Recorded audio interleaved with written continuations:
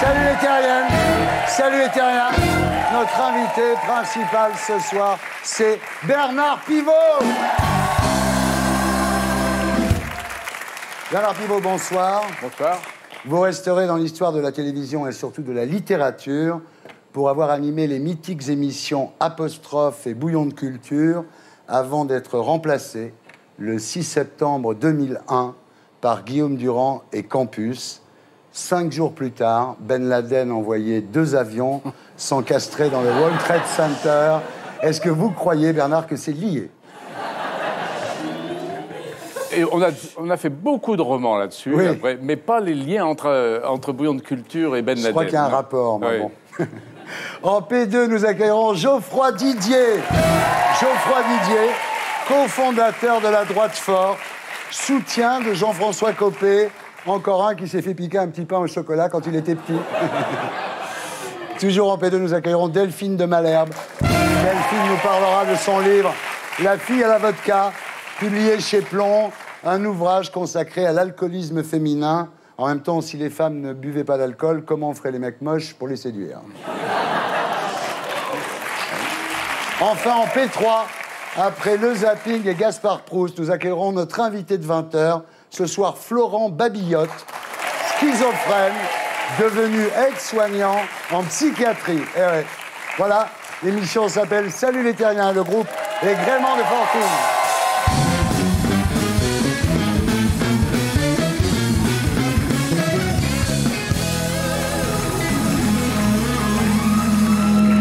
On commence avec les martiens de la semaine, tous ceux qui nous ont rendus verts cette semaine.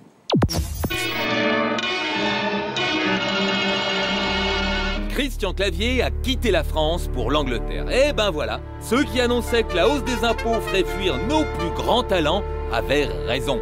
La preuve, Paul Lousolitzer a annoncé cette semaine que lui aussi il quittait la France. Ben, il manquerait plus que Mireille Mathieu et Didier Barbelivien leur emboîtent le pas, et là, le désastre serait complet pour la culture française. Camille Pascal, conseiller de Nicolas Sarkozy pendant la campagne présidentielle, voulait proposer le poste de ministre de l'Intérieur à Marine Le Pen. En tout cas, c'est ce qu'affirme un livre publié ce mois-ci qui raconte la coulisse de l'entre-deux-tours de la présidentielle. Ils sont quand même bizarres à l'UMP, hein. Pourquoi aller chercher Marine Le Pen quand il aurait suffi de nommer Jean-François Copé? Tous les matins, il achetait son petit Pain au chocolat. Aïe, aïe, aïe, aïe, aïe. Luc Ferry trouve que Hollande mérite un 18 sur 20, tellement sa réforme de l'école est formidable. En 2002, il soutenait Chirac qui l'a nommé ministre. En 2007, il soutenait Sarkozy qui l'a nommé dans plusieurs commissions. Et voilà qu'en 2012, il soutient Hollande. Je retourne ma veste, toujours du beau côté. Comme quoi, on peut changer d'avis sans changer de camp. La preuve, Luc Ferry est toujours resté fidèle à l'Élysée, quel que soit le président. Alors Bernard, rebonsoir. Donc vous êtes né à Lyon le 5 mai 1935, la même année qu'Elvis Presley.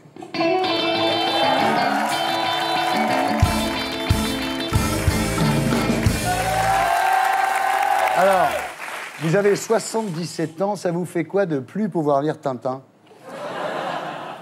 Comme je l'ai beaucoup lu Oui. et que j'en ai gardé le souvenir, Oui. un bon souvenir, ça va. Tout va bien.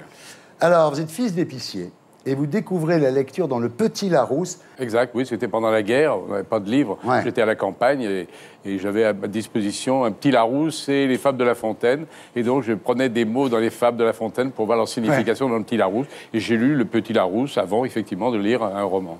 Et plus les mots étaient longs, plus ils vous semblaient intéressants. Ah oui, extraordinairement était un mot extraordinaire. Le Ouais. Kilimanjaro était la plus grande haute des montagnes. Nabucodonosor, le plus grand des rois. Ouais. Voilà, donc j'adorais ça. Et j'ai truffé toutes mes rédactions de charitablement, exemplairement, etc. Voilà. Alors, votre père, à cette époque, Charles, était prisonnier en Allemagne, c'était la guerre. Votre mère, Maryse, ferme l'épicerie et rapatrie la famille à Quincier en Beaujolais. Oui. Et là, vous vivez la guerre un petit peu comme Fabrice à Waterloo. C'est-à-dire, vous l'entendez, mais vous la voyez jamais vraiment. Ça n'annonçait pas un très bon journaliste. Oui. Alors, votre scolarité, vous la faites chez les frères du Sacré-Cœur, Ouais. à Lyon, une éducation très stricte, très Ouais. catho. Ouais. Heureusement, il y a le football. Ah oui. Alors, il y a un truc incroyable, c'est quand on marquait un but, on était sûr de ne pas être interrogé au cours suivant. Oui, enfin, c'était le professeur de mathématiques qui Ouais. s'occupait de l'équipe des cadets. Et quand le jeudi après-midi, on marquait un but, on échappait à la leçon du vendredi, à Ouais. l'interrogation du vendredi. Que moi, j'étais absolument nul en maths. Ouais. Donc, j'essayais de marquer des buts, d'abord pour faire gagner mon équipe, mais aussi pour échapper à la leçon de mathématiques. Alors, premier baiser à 13 ans, pendant les vendanges, une fille qui avait quand même... Oui, une fille qui avait quand même 10 ans de plus que vous, hein, Oui, ça... hein, Bernard. Ben oui, c'est un bon souvenir, ça. Oui, oui. Ouais. Elle nous regarde peut-être ce soir. Ah ben non, je l'avais 10 ans de plus que vous.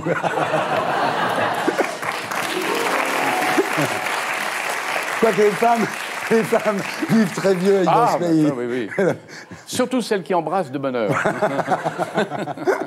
Alors, après le bac, vous vous destinez à devenir inspecteur des contributions. Oh là, arrêtez, Et oui. il y a un parent qui vous conseille le journalisme. Oui.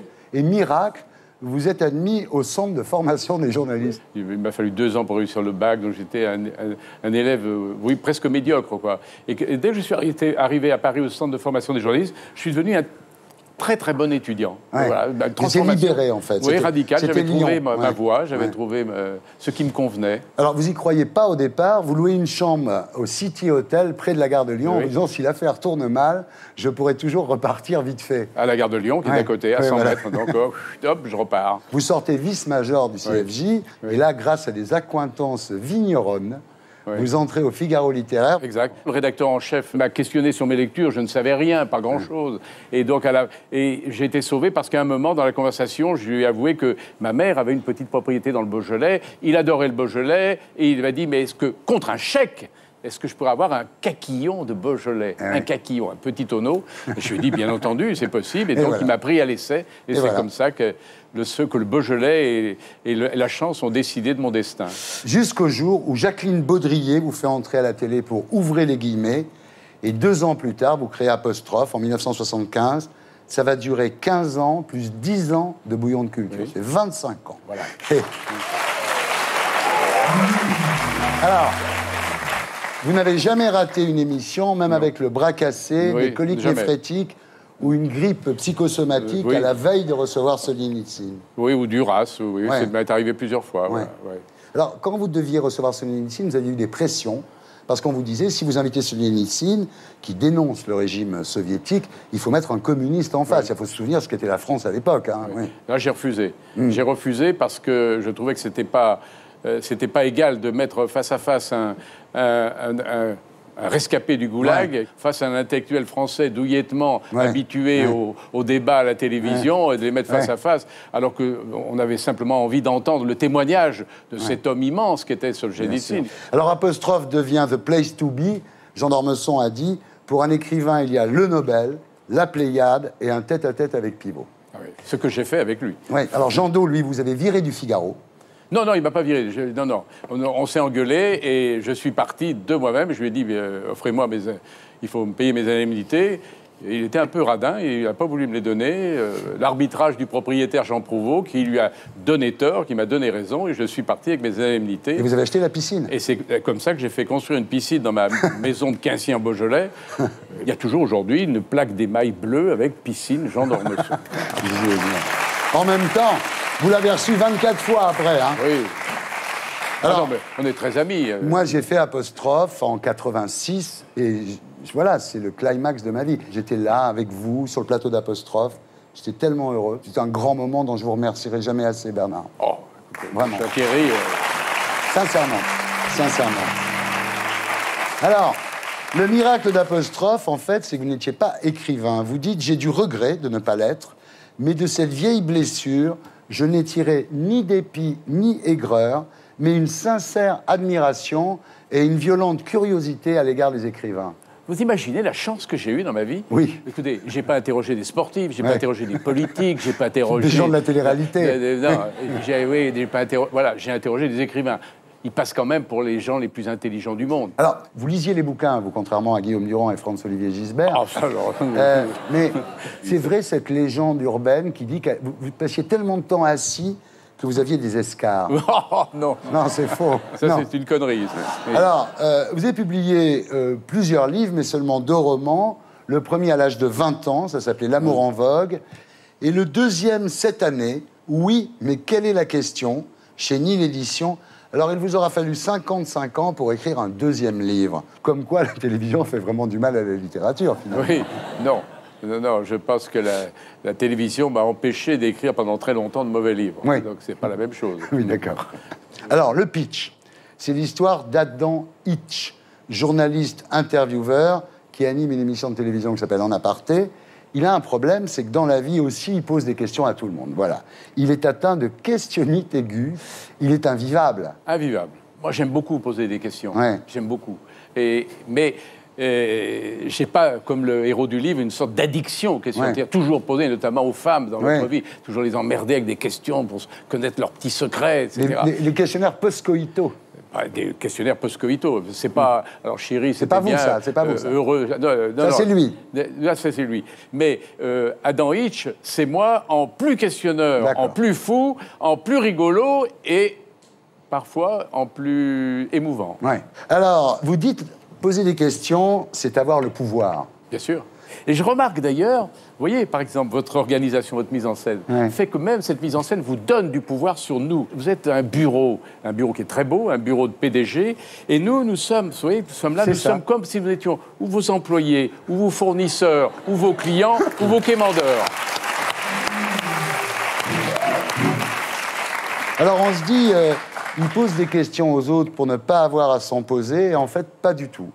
Vous êtes assez sincère, vous parlez de votre réussite professionnelle comme d'un cache-misère de votre vie privée et familiale. Vous avez beaucoup sacrifié à Apostrophe. Oui, pour faire que cette émission soit la meilleure possible, j'ai lu entre Ouais. 10 et 14 heures par jour, fatalement au détriment d'une vie de famille qui aurait Ouais. dû être plus sereine, Ouais. plus longue, Ouais. oui, bien sûr. À l'intérieur du livre, oui, Adam Hitch, il se dit, mais il se pose des questions.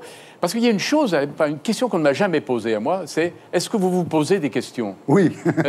Et oui, bien sûr que je me pose des questions. Je suis arrivé à un âge, en fait, déjà il y a quelque temps, où d'un seul coup, toutes ces questions Ouais. qu'on repousse quand on a 30, 40 ans, 50 ans, c'est pas... Mais vous arrivez à l'âge où, justement, comme moi, nous nous posons des questions et cette fois, nous ne pouvons pas les esquiver. Nous devons y répondre. Et nous devons y répondre. Et parfois, les réponses, eh ben, elles font mal. Bah ouais. Et vous dites un truc formidable dans le bouquin, c'est il y a un moment où on ne peut pas passer une journée sans penser à la mort.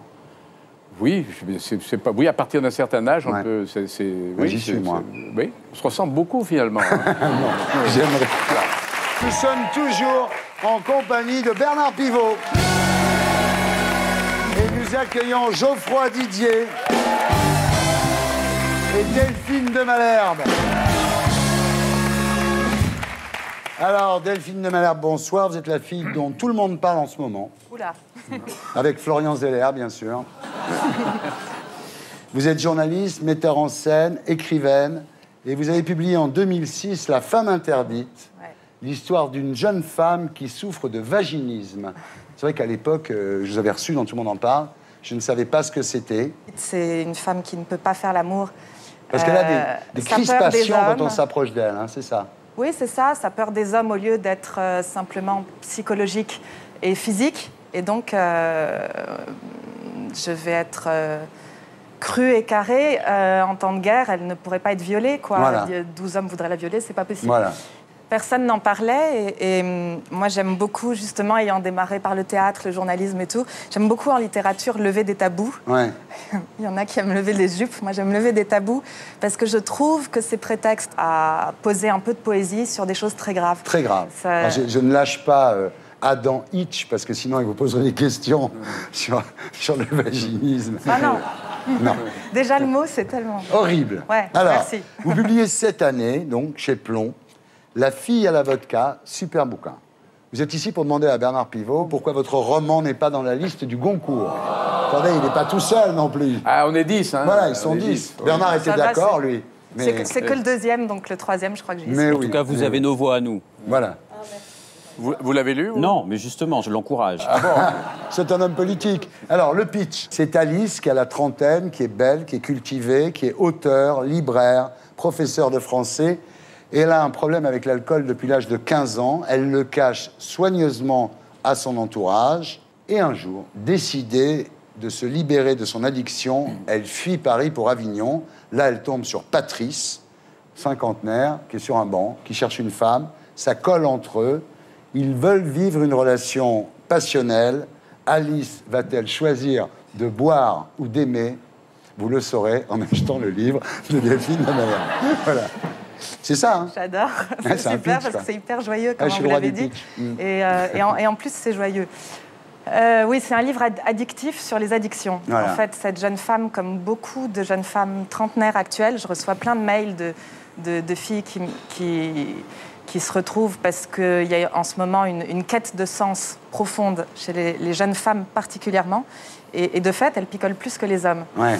Parce qu'elles cherchent un sens à leur vie. Elles sont entre deux mondes, entre deux idées du féminisme aussi. Mais vous buvez de la vodka, vous? J'en ai bu un peu parce que j'ai même un peu trop. C'est vrai que vous avez bu tellement de vodka qu'on vous a donné la nationalité polonaise? Non.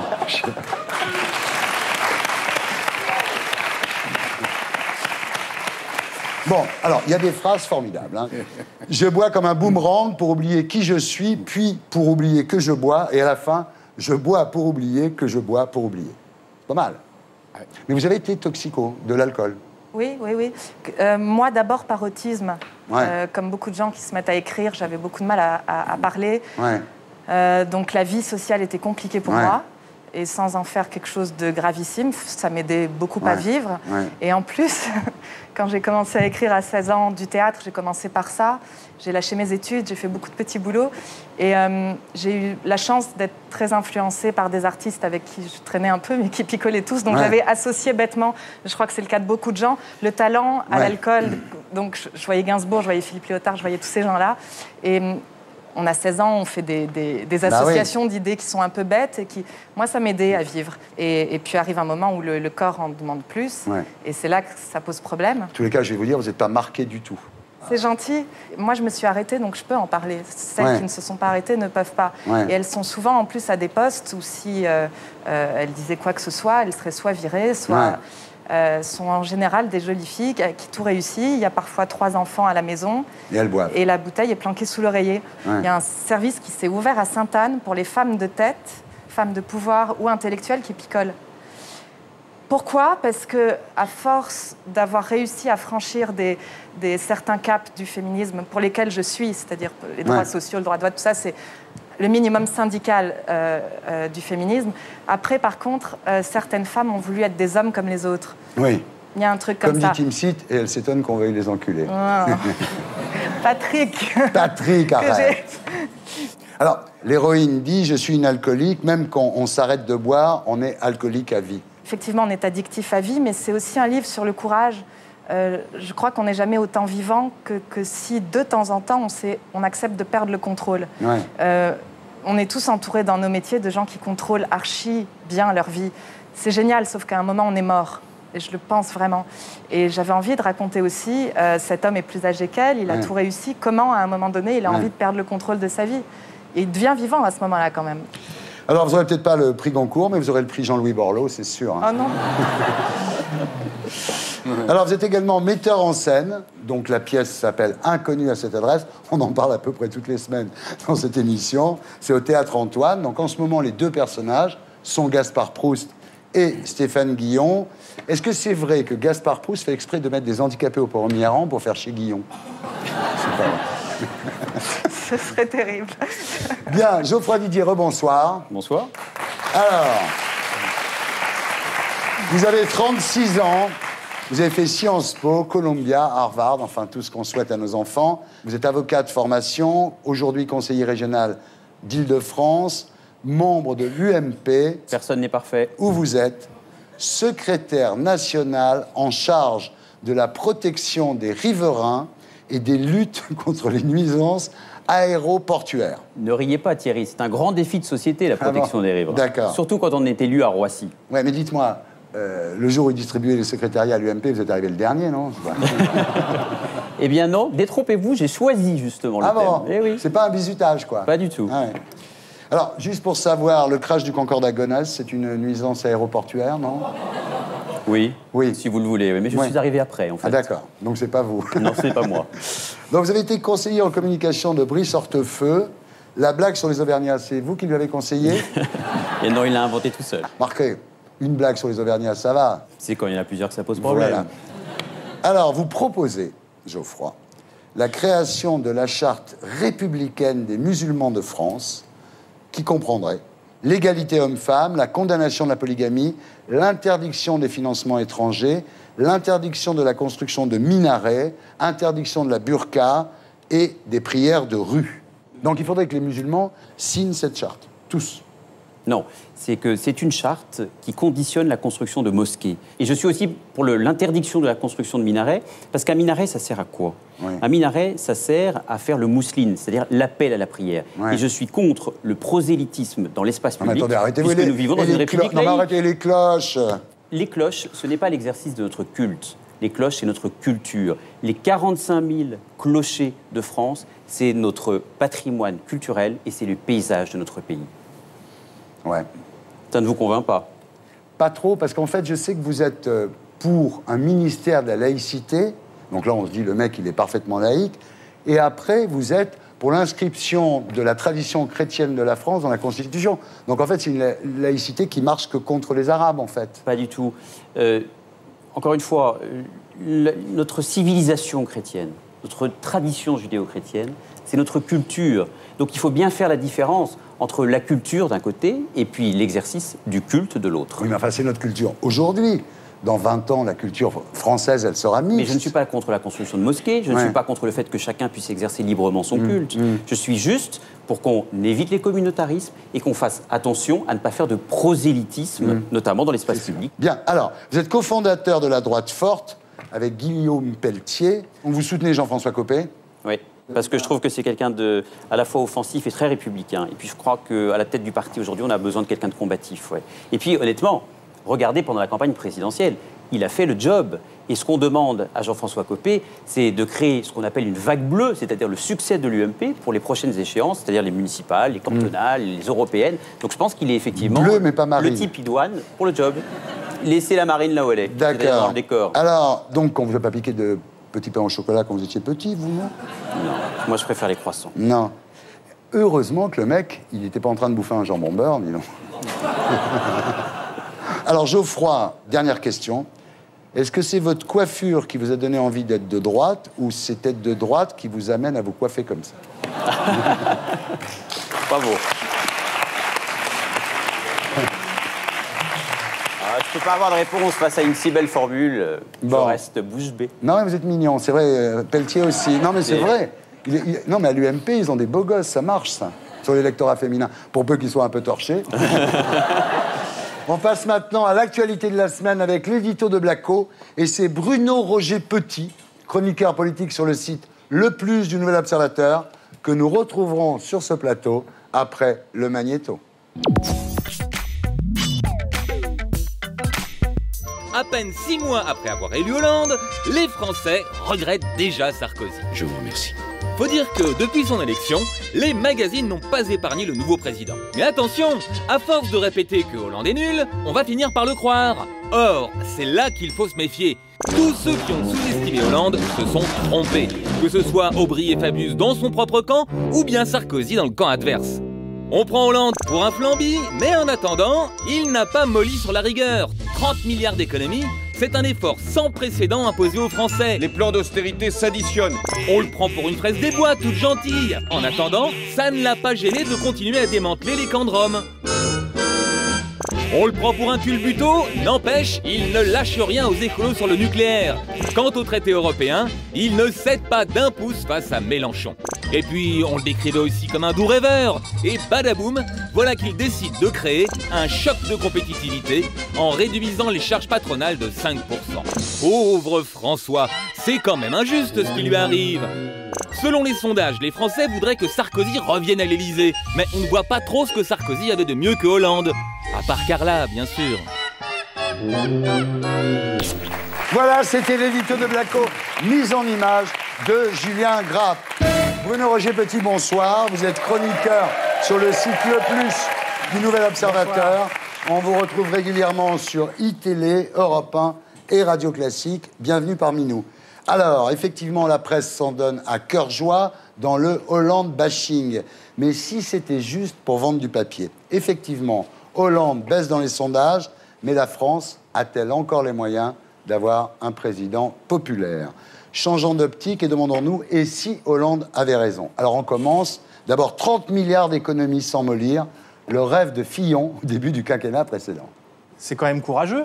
Très courageux. Pour un président socialiste, dont on attendait beaucoup, qui commence par dire non, là on commence par 2 ans, non pas de rigueur, non pas d'austérité, mais de sérieux. Et au bout des 2 ans, on verra.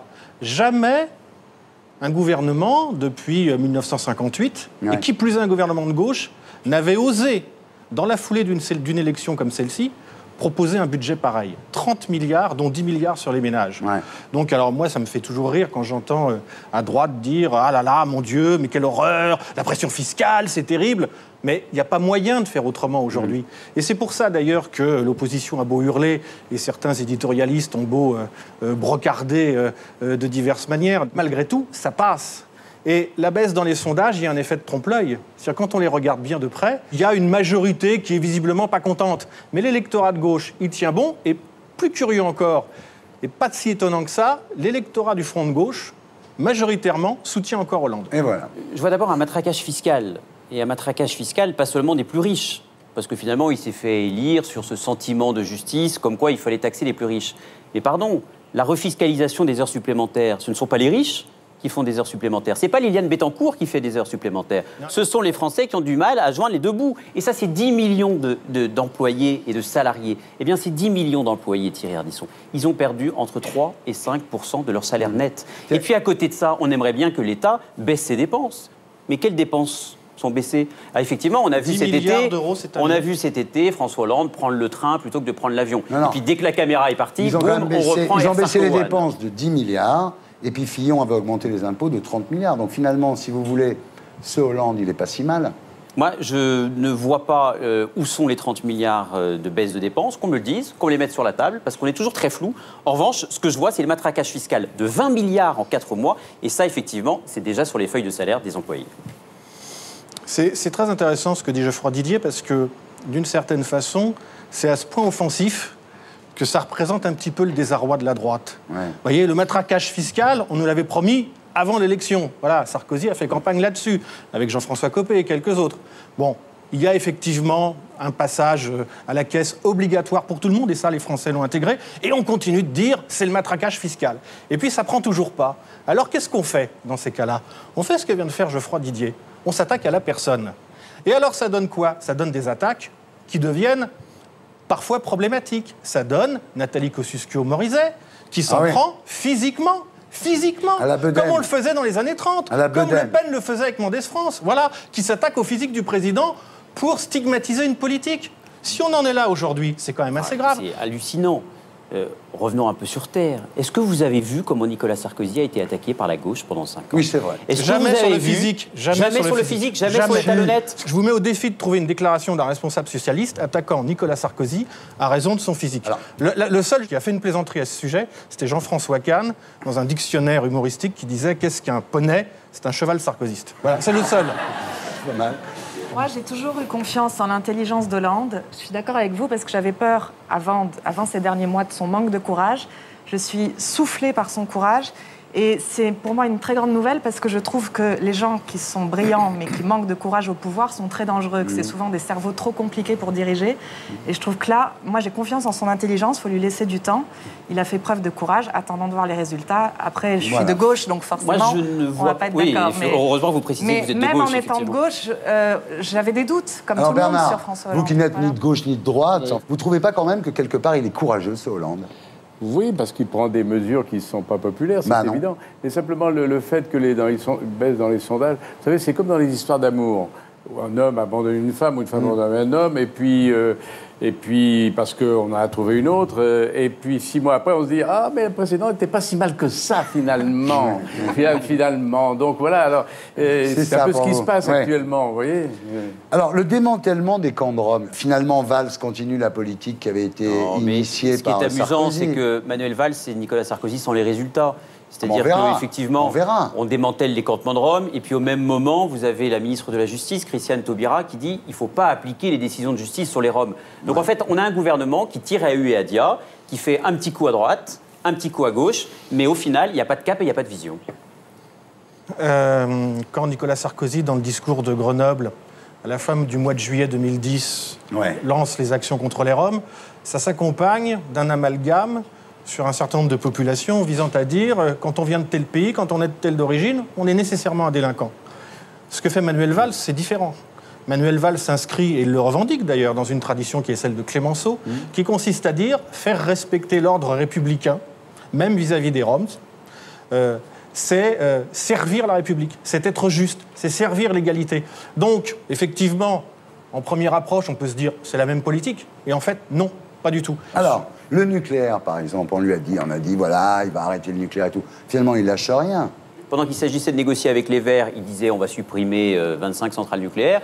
Et puis en fait, quand vous parliez aux députés socialistes... Non, 25 au départ. 25 au départ. Une au final. 25 au départ. Le programme du 25 candidat... 25 au départ, dans l'accord entre les Verts... Oui, mais voyez, c'est là où vous êtes malhonnête, Bruno Roger-Petit. C'est que vous dites le programme du candidat.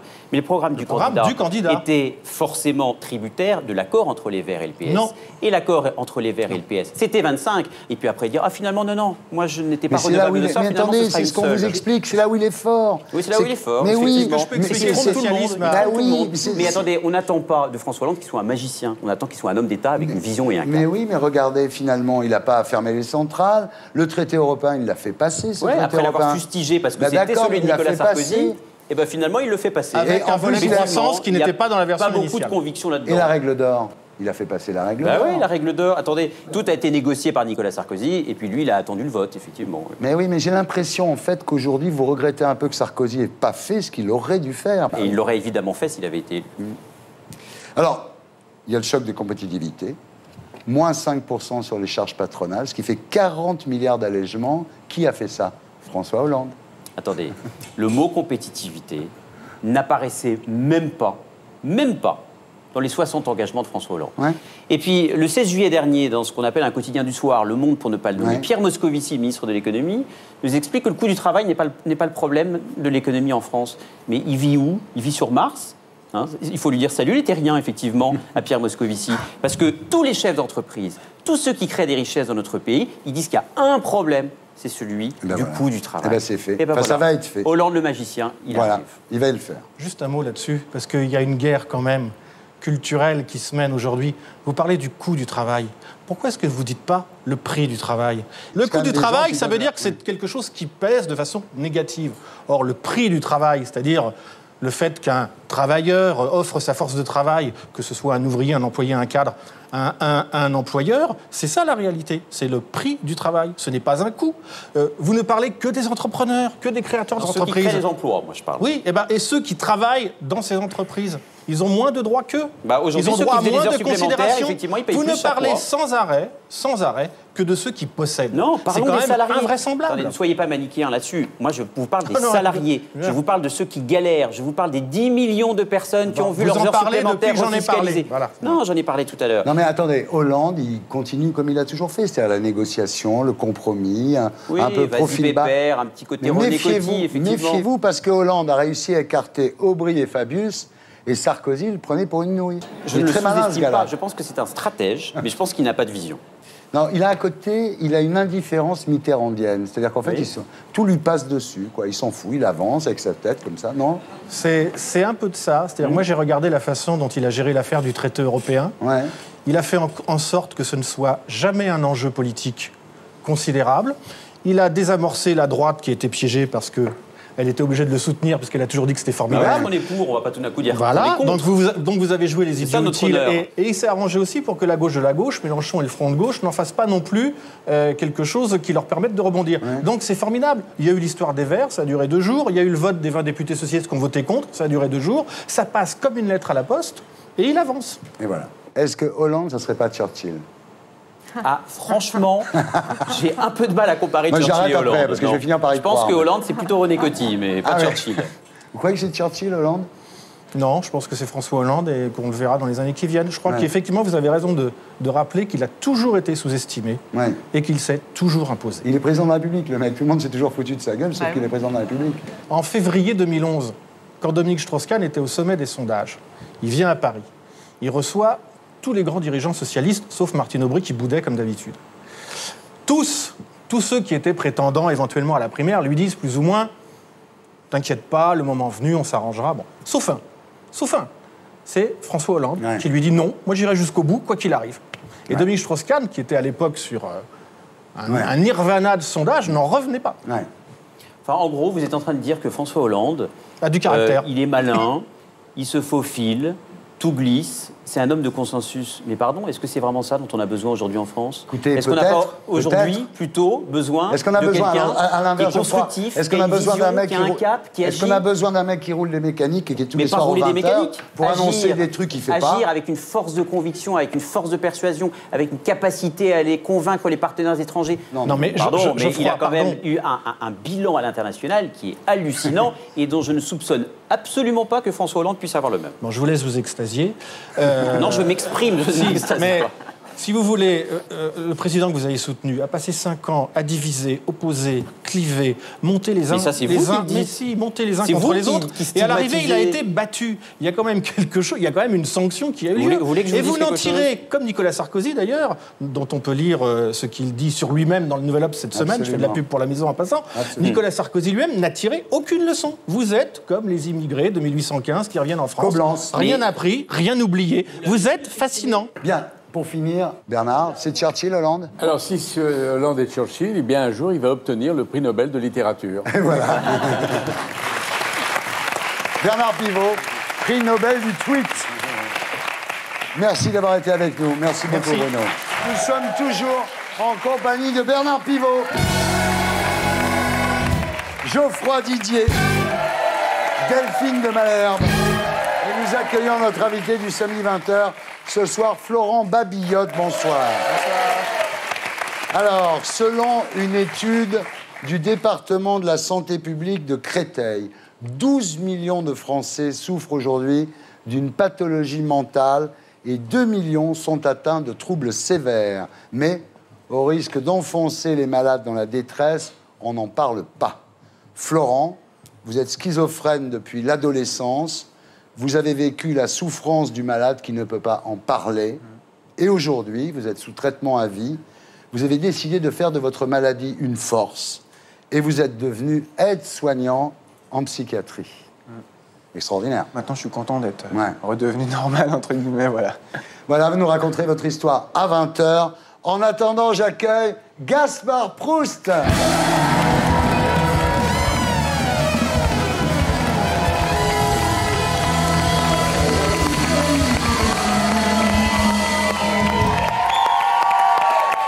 À vous, Gaspard, pour « Elle est pas belle, la vie ?»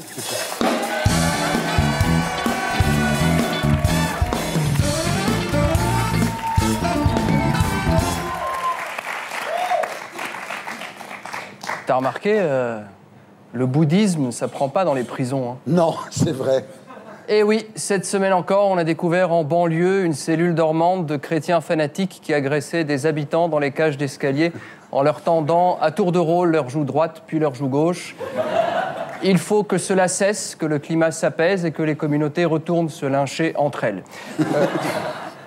Non, alors, pas une semaine sans que l'islamisme ne fasse la une. La dernière fois, j'allume ma télé, tu vois, je tombe sur un imam fou en train de prêcher. En fait, c'était Diams.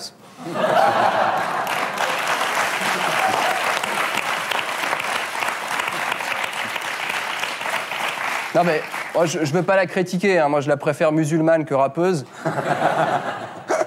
Alors le terroriste s'appelait Jérémy Louis Sidney. Bon, moi je le comprends, le type, avec un nom pareil, il vaut mieux se convertir et s'appeler shérif à l'islam, quoi. Enfin, Louis Sidney, moi ça me déstabilise comme nom. On sait pas si c'est un nom de ch'ti qui organise des rencontres de tuning ou un chanteur de zouk, tu vois.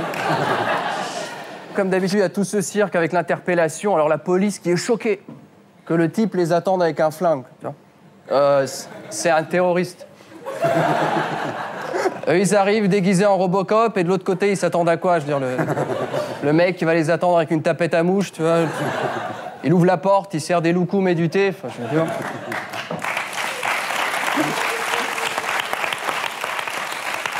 Alors vraiment, aucune logique. Alors comme la famille du gars qui porte plainte contre les flics pour homicide volontaire. Encore heureux que c'est volontaire, quoi. C'est-à-dire, si même les flics se mettent à tirer au hasard, quoi, tu vois, ils auraient dû faire quoi? Arriver, ah pardon, quoi, tu veux dire. Le trucider sans faire exprès, quoi. Jeter un filet de pêche, ah ouais, comme ça. Ou demander le carnet de correspondance, je sais pas. On se marche sur la tête, alors forcément, toute la réaction des voisins, le truc, la réaction habituelle, hein. Ah non, mais c'était quelqu'un de très gentil, hein. C'était quelqu'un de très gentil en général, c'est comme ça que commencent toutes les histoires d'en fait entrer l'accusé. Ouais.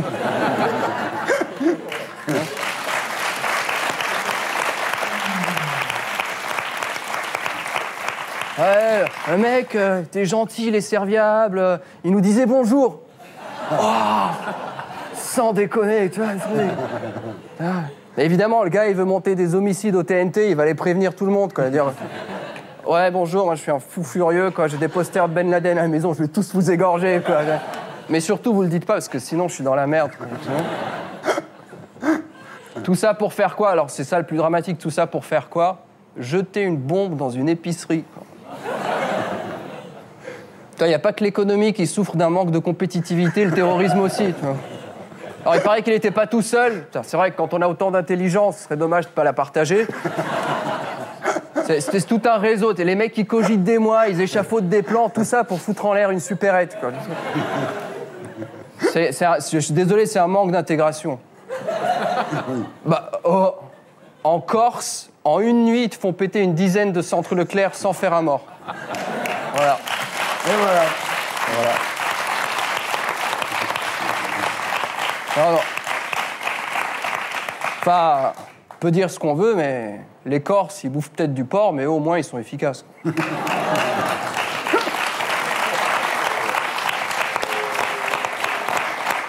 Alors évidemment, les convertis sont les plus radicaux, ça c'est normal. Moi, je connais un ami qui était musulman, il s'est converti au christianisme.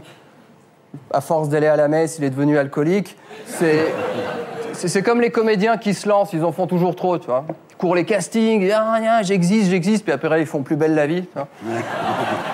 Et je vous parle pas de ceux qui finissent pitres dans des talk-shows genre Canal+, c'est la honte absolue.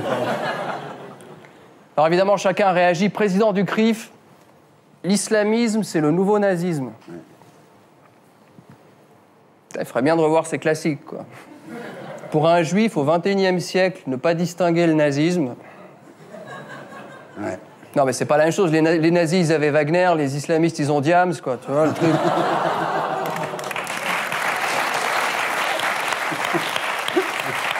L'islamisme, le nazisme, là, ouais, les 1001 nuits de cristal, enfin bon. Politique, faut quand même en parler un peu. Couverture du Point, DSK parle. Parce que moi, je pensais que lui, il faisait que... C'est bizarre, ce mec, hein. Ouais. Alors, heureusement que d'autres sont là pour prendre la relève. Alors, j'ai vu la une de l'Express. Ces femmes qui gâchent la vie, quoi. C'est...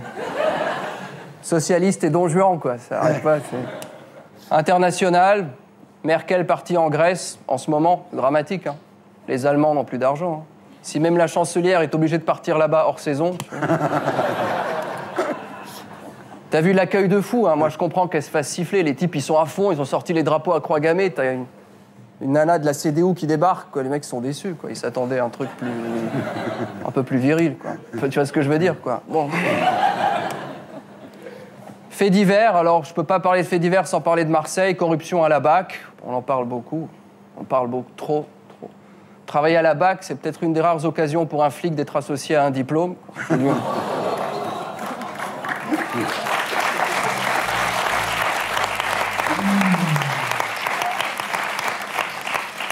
Alors à Marseille, ils ont découvert une nana qui avait une crèche clandestine.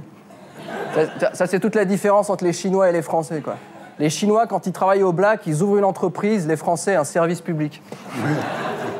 Et alors, est-ce qu'il y a aussi des bonnes nouvelles? C'est dur à trouver, là. Il y a cette photo d'un acteur porno gay qui pose devant Auschwitz. Ouais. Je lui souhaite bonne chance pour monter son dossier d'adoption.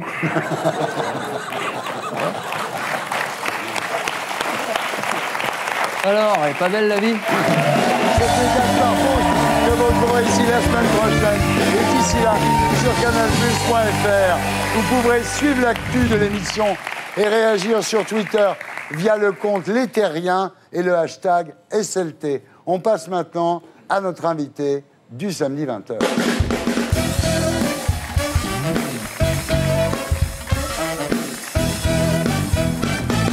Florent, rebonsoir. Vous êtes né le 24 juillet 1980 à Vitry-sur-Seine, père colonel dans l'armée de terre, ce qui suppose de nombreux déménagements au gré des mutations de votre papa. Tout à fait. Votre mère, femme au foyer. Alors, vous avez une enfance bucolique et heureuse à Vernon, dans l'Eure. Scolarité sans problème. Hélas, cette innocence ne dure pas. Vers 13 ans, vous commencez à souffrir de périodes d'anxiété, quelque chose qui vous fait penser que le monde autour de vous n'est qu'hypocrisie. Quelque chose qui devient vite quelqu'un, une voix étrangement proche de la vôtre, mais en plus grave. Alors au début, effectivement, il y a la raison qui me dit non, c'est pas possible ce que tu entends, c'est impossible. Ouais. Donc le problème, c'est qu'au bout d'un moment, la maladie et la crise prennent le pas et on finit par y croire, comme c'est des voix qui viennent de façon répétée. Alors cette voix vous dit « ils te veulent, ils te cherchent ». Alors vous essayez évidemment de résister, de vous raisonner, mais ça revient sans arrêt, ça taraude votre esprit. Alors, vous êtes trop jeune pour comprendre ce qui vous arrive, vous vous cachez dans votre chambre, vous dormez pas. À ce moment-là, vous n'en parlez à personne chez vous. Non, j'ai peur d'être pris pour un fou, totalement. Et en fait, ce qui se passe, c'est que comme les crises, au début, vers 13-14 ans, sont courtes, je les oublie rapidement, c'est-à-dire que je fais 2-3 crises par an, après ça va beaucoup mieux, et au bout de 6 mois, j'ai oublié que j'avais eu ces passages-là de crise. Et pour moi, c'était rentré dans une forme de normalité, en fait, je ne m'en rendais même plus compte. Hélas, les choses ne vont pas s'arranger. Au fil du temps, les crises deviennent de plus en plus fréquentes et de plus en plus longues, et la voix devient familière. Je l'ai appelée l'autre, cette voix. Alors vous dites, dans ces moments de crise, la réalité ne change pas, c'est l'interprétation qu'on en fait qui est biaisée.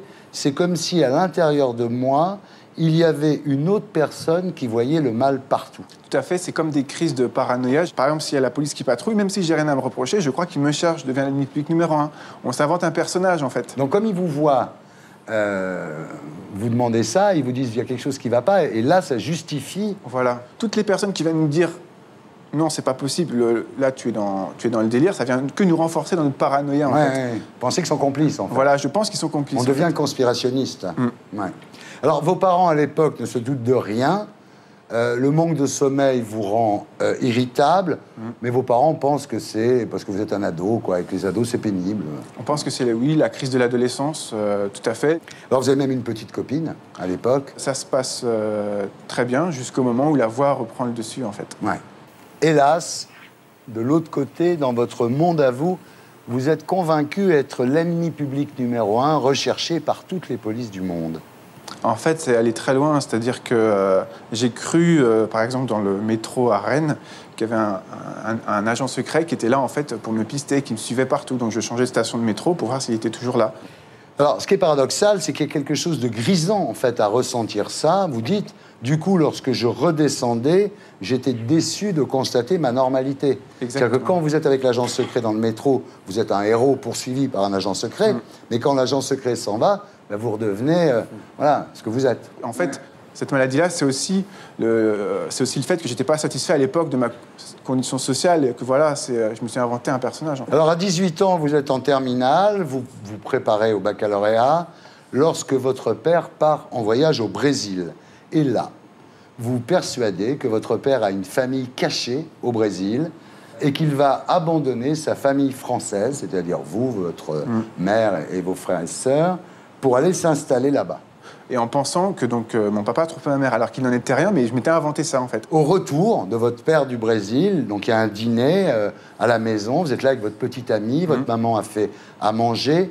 Soudain, vous regardez votre père dans les yeux, vous voyez rouge, vous lui sautez dessus, en fait, et vous lui dites « Avoue que tu as une famille au Brésil ». je le prends par les épaules, je le secoue très violemment, en fait, quoi. Et donc, toute la famille se regroupe autour de nous pour nous séparer, en fait. Et moi, je verrai toujours ce regard de mon papa qui est terrorisé par son fils, quoi. Ça, c'est un truc qui... Le regard apeuré de votre père, vous ne l'oublierez jamais. Je ne peux pas l'oublier. De faire peur à son père, c'est terrible. Il n'y a rien de pire, quoi. C'est vraiment un moment très, très dur pour moi. Et encore aujourd'hui, quand j'en parle, j'ai du mal, quoi. Voilà, alors là, vos parents, évidemment, ce jour-là, découvrent votre maladie. Le choc est terrible pour eux, évidemment, parce qu'ils ne le savaient pas, en fait. Oui, et puis je sais que mes parents... ma mère, elle s'est inscrite à des groupes de parole comme l'UNAFAM pour justement essayer de comprendre, mon père aussi. Et ça leur a fait très mal au début. Et j'ai voulu justement leur montrer qu'on pouvait s'en sortir. Et grâce à ma famille, j'ai réussi à m'en sortir. Et grâce aussi au fait que je suis quelqu'un de très positif, c'est ce qui m'a aussi sauvé, quoi. Ouais. Alors là, vos parents vous amènent chez un psychiatre. Le psychiatre vous dit est-ce que vous entendez des voix? Vous niez. Mais le médecin n'est pas dupe et vous êtes hospitalisé en urgence dans une unité de soins psychiatriques à l'hôpital Guillaume Régnier à Rennes. Vous acceptez assez facilement. Je voyais bien qu'il y avait quelque chose qui tournait pas rond et je me disais, bon, bah, maintenant que la famille est au courant, autant aller de l'avant et essayer de se faire soigner, quoi. Alors, en arrivant à l'hôpital, vous réclamez votre copine, vous dites, si je la vois pas, je me suicide. Et là, on vous met dans une unité fermée. Je pensais qu'on voulait me séparer de ma copine, en fait. Et je me souviens d'un passage très violent où je crois que mon portable est sur table d'écoute, que je suis écouté, je prends le portable dans l'unité fermée, dans ma chambre, je le balance par terre, je l'explose, quoi. Enfin, j'étais fou, quoi. Ouais. Alors voilà, pas de copine, donc vous êtes enfermé. Là, les toubibs vous font dormir 24 heures sur 24. Ensuite, ils baissent les doses, ils changent les molécules et finalement, ça va mieux. Oui, ça commence à aller mieux au bout de quelques temps. C'est vrai que je suis quelqu'un de très sportif et ce qui m'a marqué, c'est avant d'être interné, j'arrivais à faire une 50aine de pompes, quoi. Et 2 jours après, j'ai essayé, je faisais 2 pompes et je m'effondrais, complètement. Et ça m'a déprimé, quoi. Et au bout de quelques temps, ça a été mieux parce que les traitements ont diminué, donc j'ai dormi moins. Et comme étant quelqu'un d'hyperactif, je supportais pas de dormir tout le temps, de passer ces journées à rien faire. Donc ça me déprimait encore plus. Et finalement, au bout de plusieurs semaines, j'ai dormi moins, donc le moral est revenu petit à petit. Vous commencez à sortir dans le jardin de l'hôpital avec vos parents. Et là, vous vous mettez à écrire et vous découvrez qu'en fait, vous supportez pas la normalité et que cette frustration a nourri vos délires. Ça, vous comprenez ce que vous avez à ce moment-là? Oui, ça a été le déclic. Donc cette voix intérieure, en fait, elle compensait votre frustration. Exactement. Ouais. J'étais un élève normal, mais je bossais 2 à 3 fois plus que la moyenne, mais j'avais des notes normales, donc j'étais très frustré, en fait. Je voulais faire quelque chose de très bien, mais je n'y arrivais pas. Je ne veux pas faire de la psychanalyse à 2 balles, c'est pas mon métier, mais est-ce que c'est pas dû à l'importance de votre père? Votre père était colonel dans l'armée, quand même, c'est pas rien. C'est pas faux ce que vous dites, parce qu'il y avait ce côté, en fait, à vouloir lui montrer que je pouvais aussi faire aussi bien que lui. Et il y avait comme un complexe un peu d'infériorité, finalement. Ah oui, c'est normal. Alors voilà, vous ressortez relativement rapidement de cet internement. Vous restez sous traitement, et puis après une tentative pour bosser comme téléopérateur, qui se passe pas bien en fait, parce que vous avez des problèmes de concentration. C'était presque un soulagement d'arrêter en fait. Alors là, vous reprenez vos études, vous décrochez une capacité en droit avec mention bien, parce qu'à cause de votre maladie, vous n'aviez pas pu passer le bac. Vous entamez votre première année en droit, ça se passe super bien, et là, le médecin décide d'arrêter le traitement. J'ai suivi ce qu'on m'a dit, quoi. Et c'est vrai que je le referai jamais. Oui, c'est ça. Ce que vous dites aujourd'hui aux gens, d'ailleurs, qui ont la même maladie, c'est continuer le traitement, parce que quand on s'arrête, ça va pas. C'est un des messages que vous faites passer ici ce soir. Quand vous arrêtez le traitement, les délires reviennent. Vous croyez que dans toute la fac, on ne parle que de vous. Chaque fois que vous croisez un regard, vous le trouvez malveillant. Vous bousculez un jeune homme dans la rue parce que vous croyez qu'il se moque de vous. Enfin voilà, quoi. Vous êtes là-dedans. Et puis un jour, dans un bus qui va à la fac, vous avez un flash, et ça c'est terrible, vous voyez votre père mort. Alors qu'est-ce que vous faites? Vous descendez du bus, vous rentrez chez vous, en courant, vous faites 3 kilomètres en courant, vous arrivez chez vous, vous voyez votre père souriant, qui vous dit « Ah, t'es là ?» C'est un moment que je n'oublierai jamais, parce que quand je suis arrivé et que j'ai vu que mon père était bien vivant, je crois que c'est un moment qui restera jamais gravé, parce que pour moi, il était mort. Et le lendemain, J'ai cru avoir fait un cauchemar, pour vous dire Ouais. à quel point Oui. j'étais dans... J'ai cru Oui. que j'avais fait un cauchemar, quoi. À quel point on ne sait pas dans quelle Ouais. réalité on est. Voilà, Je ouais. savais plus du Ouais. tout. C'était vraiment... et c'est vraiment une vision d'horreur. Je ne souhaite ça à personne parce que c'est... J'étais très content que mon père soit vivant, mais le passage avant où je vois Ouais. cette image, c'est horrible, quoi. Voilà, alors résultat, maintenant, vous prendrez des médicaments à vie. Alors après cette rechute, vous décidez de vous reprendre en main, vous faites une formation d'aide-soignant en psy, et là, vous vous retrouvez, ce qui est incroyable, dans l'hôpital où vous aviez été interné, à Guillaume-Régnier, à Rennes. Hein. Donc c'est vrai que le premier jour, ça m'a fait vraiment bizarre. J'ai eu besoin de m'asseoir quand même parce que déjà, il y avait une aide-soignante qui était là à l'époque où j'avais été interné, Ouais. donc j'avais un petit peu peur du regard. Et il y avait des personnes qui étaient encore internées, qui avaient eu les mêmes soucis que moi. Ouais. Et là, ça m'a fait bizarre. Je me suis dit, je pourrais encore y être, en fait, quoi. Vous devez avoir un lien très spécial avec les malades de l'hôpital. Vous savez ce dont ils souffrent. Forcément, on a une empathie qui est très développée, vu qu'on a vécu les choses. Donc et puis on peut anticiper certaines choses. Ouais. C'est-à-dire qu'une personne qui va faire une crise, ça ne marche pas à tous les coups, Ouais. mais on va avoir un ressenti différent. Ouais. Vous êtes heureux aujourd'hui? Je suis très heureux. J'ai essayé de faire de ma maladie une force créative. Je suis sur d'autres projets d'écriture encore, et j'essaye de donner un message d'espoir et de dire on peut s'en sortir et être schizophrène. Super, merci. Merci de votre témoignage. Voilà, c'était Salut les Terriens, votre talk du samedi avec Bernard Pivot pour Oui, mais quelle est la question chez Nil Éditions, Geoffroy Didier, conseiller régional d'Île-de-France, merci. Delphine de Malherbe pour La fille à la vodka chez Plomb et puis Inconnu à cette adresse au Théâtre Antoine. Bruno Roger Petit, dont on retrouve les chroniques sur le site Le Plus du Nouvel Observateur. Florent Babilloc, Obscure Clarté chez Chirographer, toujours en librairie. À lire, merci. Merci à tous ceux qui m'ont aidé à faire cette émission. Salut les Terriens!